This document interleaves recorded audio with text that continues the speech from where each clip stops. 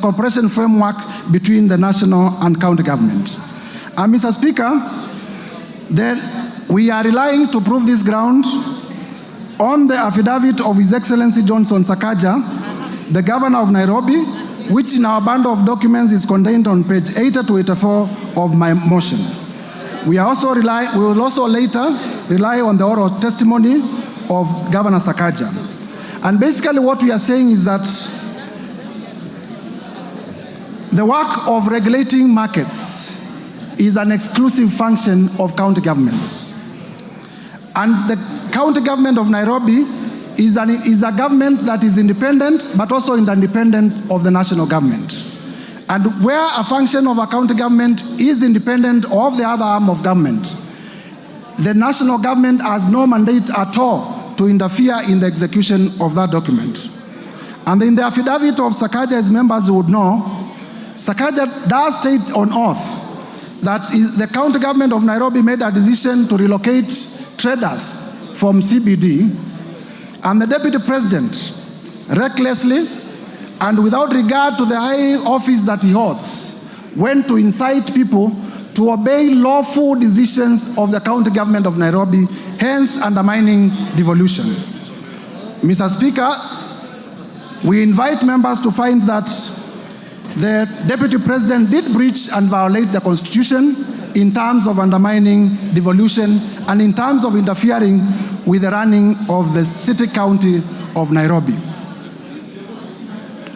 Mr. Speaker, allow me now to move to ground number 4. Ground number 4 is about intimidation and vilification of judges, which is contrary to Article 160 of the Constitution.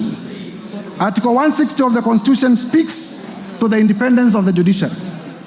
Mr. Speaker,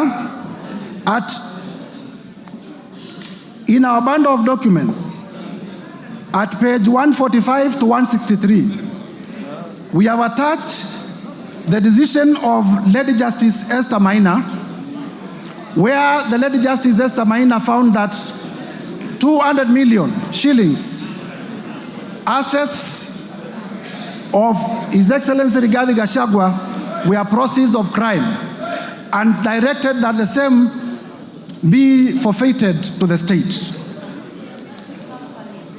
In intimidating the judge, the deputy president, in a public statement, accused the judge of corruption and did state that he will file a petition for the removal of the judge solely because the judge found him culpable of crime, of economic crimes. Mr. Speaker, you see, in terms of rule of law, Parliament makes laws. The judiciary interprets those laws and makes decisions. Members of Parliament must ask themselves what kind of a country we shall have if a judge makes a decision that does not favor me, then I will resort to personal vendetta against that particular judge. Mr. Speaker, I will be playing shortly a clip where the deputy president did threaten to occasion the removal of Justice Esther Maina on ground of our finding that he was culpable of money laundering. I request the media team to play the clip in evidence.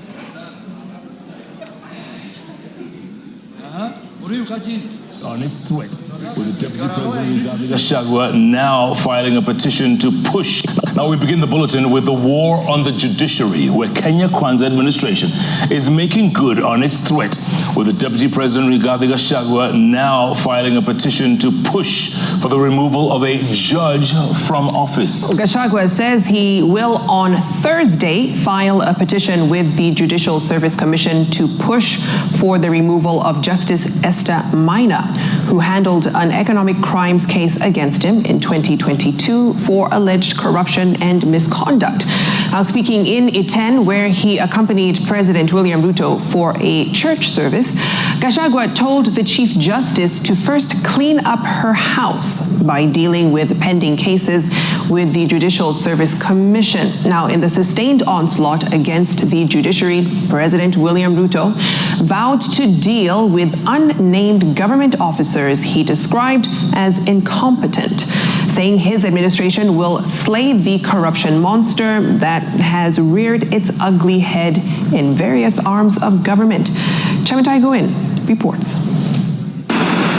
After Chief Justice Martha Koome invited Kenyans with complaints over the conduct of judicial officers to submit their lamentations to her office, the Kenya Kwanza administration, through Deputy President Rigathi Gachagua, has taken the challenge, with the DP announcing that he will file a petition this week. Amechallenge sisi tutoe ushahidi. I will lead by example. On Thursday, this coming week at 2:15, I will personally present a petition before Lady Chief Justice Martha Koome against Justice Esther Maina for her removal from the judiciary for misconduct and corruption. Mimi mwenyewe nitaongoza because sasa unajua sasa si ametuuliza.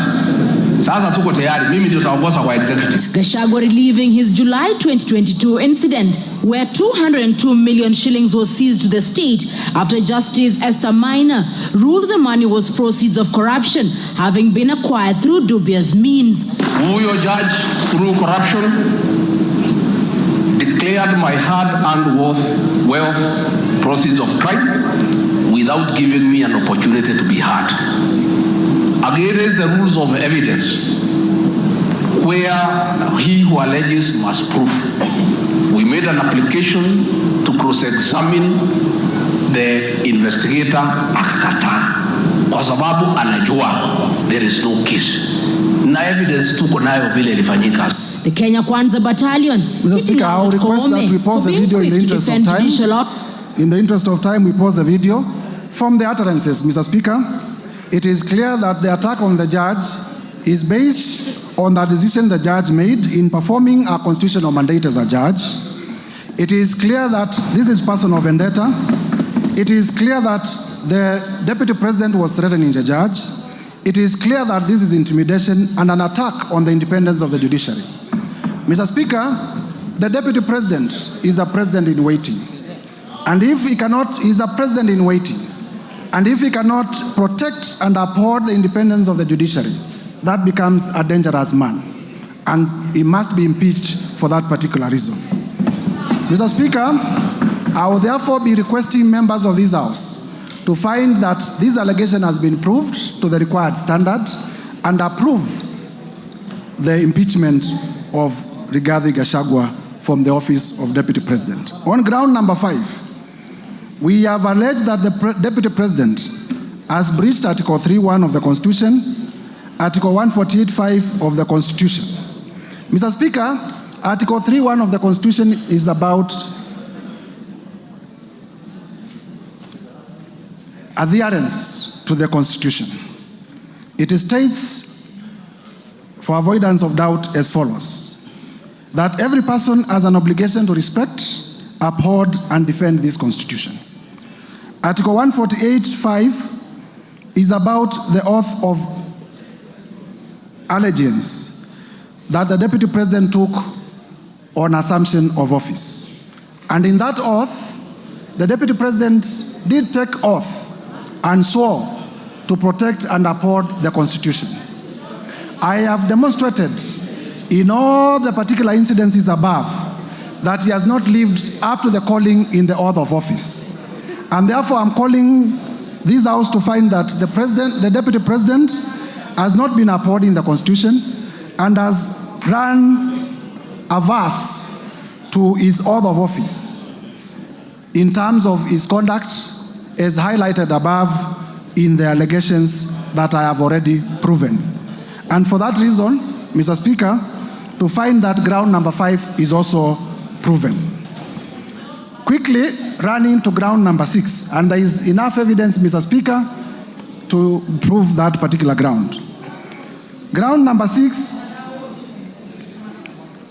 is breach of the National Cohesion and Integration Act, particularly Section 13(1) and 62 of the National Integration and Cohesion Act. Mr. Speaker, the two provisions read as follows. Section 13 reads as follows. It is an offense for any person to use threatening, abusive, or insulting words or behavior where the person intends to stir feelings of ethnic contempt, hostility, violence, or discrimination. Section 62, on the other side, provides as follows: that a person commits an offense when the person makes statements that are intended or are likely to stir up feelings of ethnic contempt, hatred, hostility, violence, or discrimination.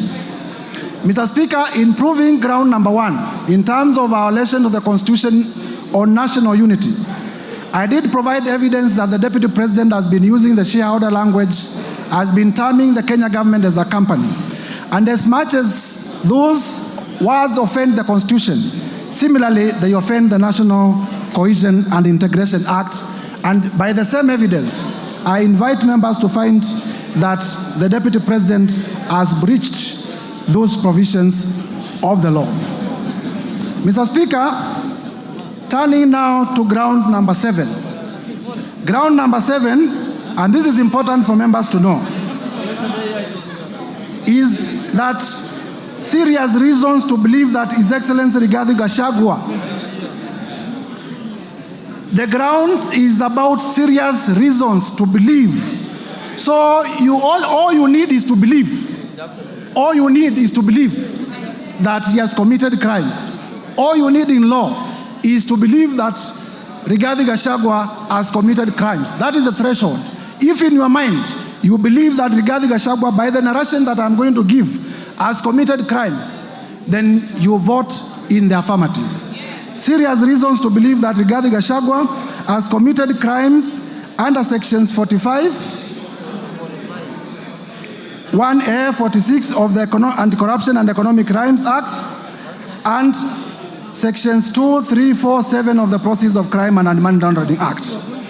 And Mr. Speaker, our allegation here is that the Deputy President, in the last 2 years, has amassed wealth that during the short period that I was able to do research, totals to about 5.2 billion, which is inconsistent with his known sources of income and with his last declaration of income.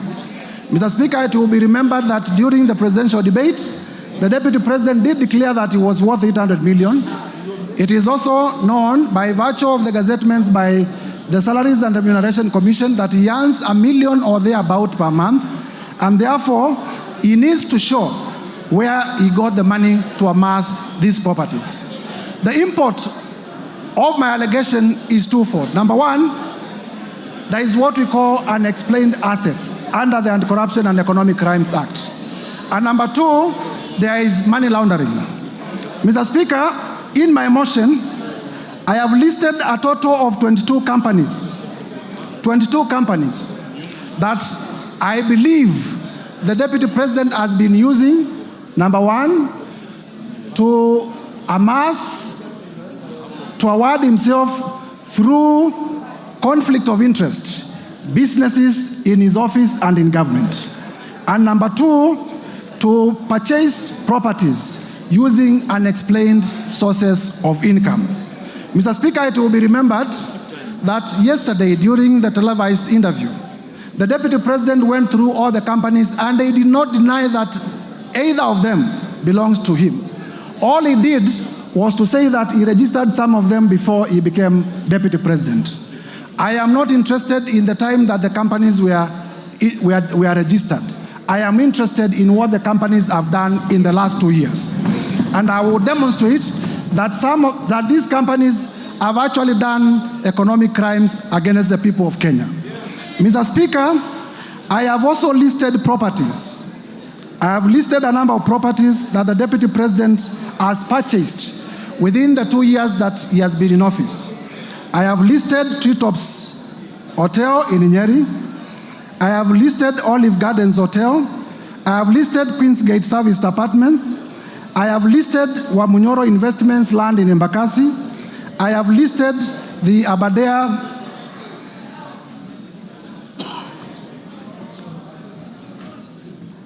Treetops Hotel, Outspan Hotel, Olive Gardens Hotel, and the Vipingo Beach Resort.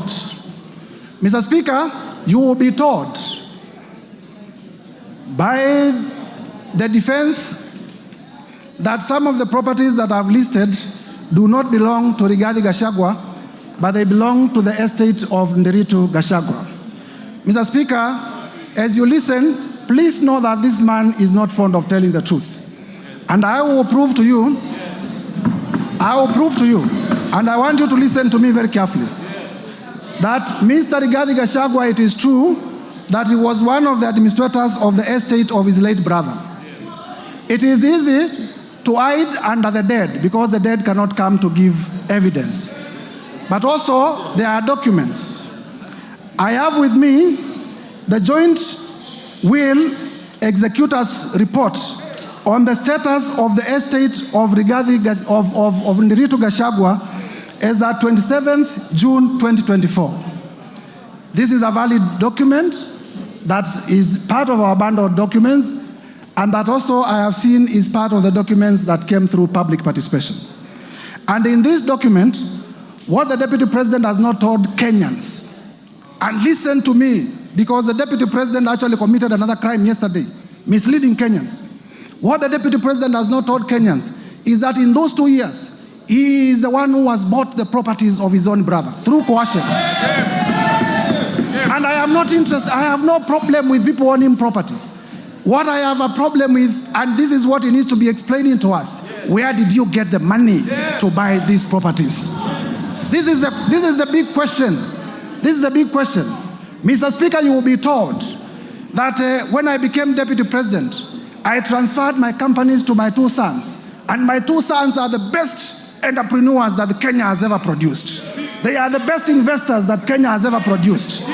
And one day they walked into a bank and they got a loan of 600 million. Mr. Speaker, I have looked at the ID numbers of the 2 sons, and I can confirm that they are in their early 30s. I want Kenyans, Gen Zs, you were in the streets.